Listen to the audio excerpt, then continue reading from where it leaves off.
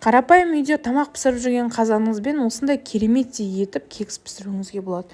Иә, және де оның ішіне қосатын заттарының өзі өте қарапайым қыздар. Өзім де таң қалдым, сондықтан міндетті түрде менімен бірге жасап көріңіздер. Алдымен құрғақ ыдысымызға 3 жұмыртқаны жарып аламыз да, үстіне шекер қосып миксерлейтін боламыз. Егер де шекеріңіз майда болса, ешқандай да миксердің қажеті жоқ, венчикпен ақ араластыра берсеңіздер болады.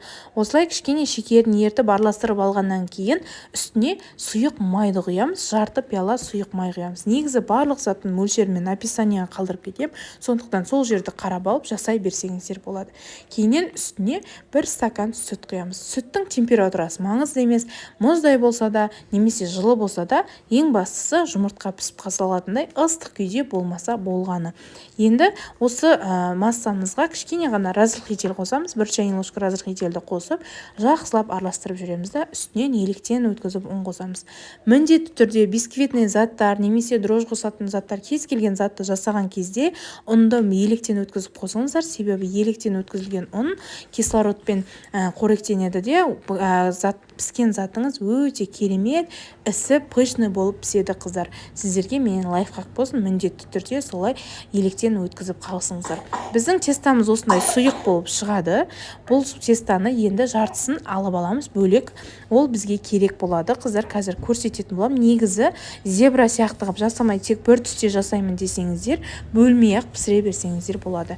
Бір бөлігіне осылай какао қосамыз да, жақсылап венчикпен араластырамыз. Какао қосқанымыз осылай қоюланып кететін болса, қатты қою болып кетсе, кішкене ғана дәл какаоның мөлшерімен бірдей етіп сүт қосып жіберсеңіздер болады. Енді қарапайым тамақ пісіріп жүрген қара қазанымызды алып, астына барлық жеріне бірдей етіп сары майды, бөлме температурасында тұрған сары майды жағып шығасыздар. Негізі сұйық майға қарағанда сары майды жақсырақ жағыңыздар. Сұйық май жақсаңыздар, қатты көтерілмей қалуы мүмкін. Ортасына мен әдемі формада болсын деп, ортасына осындай банка қойдым. Бұндай қоймай қарапайым пирог ретінде пісіруге де болады.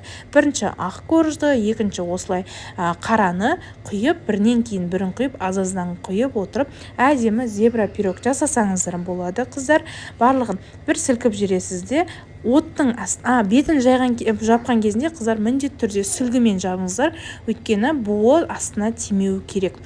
Енді газдың астын ең жайына қойып 30-35 минутта пісіріп аласыздар. Бірінші көргенімде піспеген еді, екінші көргенімізде қарап тұрғандарыңыздай таяқшаларымыз құрғақ болып шықты, яғни керемет болып шықты дейміз. Қыздар, формасы жоқ адамдарға жіберіп қойыңыздар. Осы менің видеомды, сіздің пайдаңыз болсын, ал менің каналыма жазылып алыңыздар.